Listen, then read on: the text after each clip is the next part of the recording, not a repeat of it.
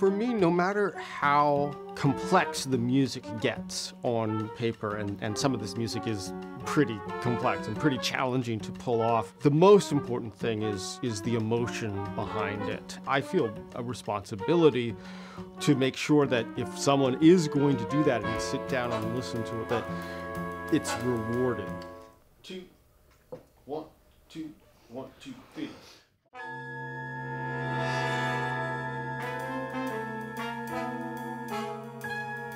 So the music on Dynamic Maximum Tension consists mostly of portraits of people, Buckminster Fuller and Alan Turing and Mae West and Duke Ellington. Dymaxion is going to be the first track on the record, and it's the one inspired by Bucky Fuller. The most famous Dymaxion is the Dymaxion car, and this is this incredible teardrop-shaped, three-wheeled car that steers like a boat from the rear wheel that made its debut at the 1933 Chicago World's Fair. It's such an inspiring example of Bucky's iconoclasm, and he just wasn't going to think like anyone else, and there was an emerging model of like what a car should look like and how it should behave and all of those things, and Bucky was just, he was gonna rethink it from the ground up. It's like, what if we put the engine in the front and you steered from the back, and what if it fit 11 passengers and was shaped like a teardrop? 1, 2, 3. I have been incredibly blessed that the musicians in Secret Society have been very fiercely loyal to me and to the music, most of them for many, many years now. One of the great things about having a band with 18 people in it is that you have 18 different potential sources of individual inspiration from each of these musicians.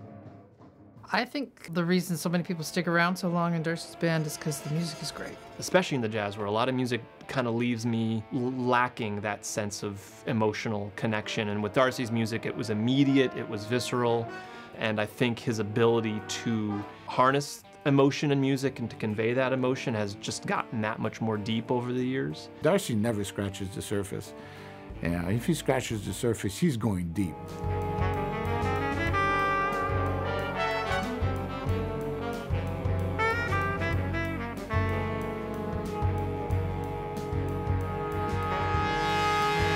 I tried to think about, well, what are the places in my life where I turn to look for optimism and inspiration and the idea that the future is something to be anticipated rather than dreaded. And so that's the impetus for so much of the music on this record, is to look to a period in the past where the future seemed brighter than it does today, and to try to find a way to represent that optimism about the future in music in some way.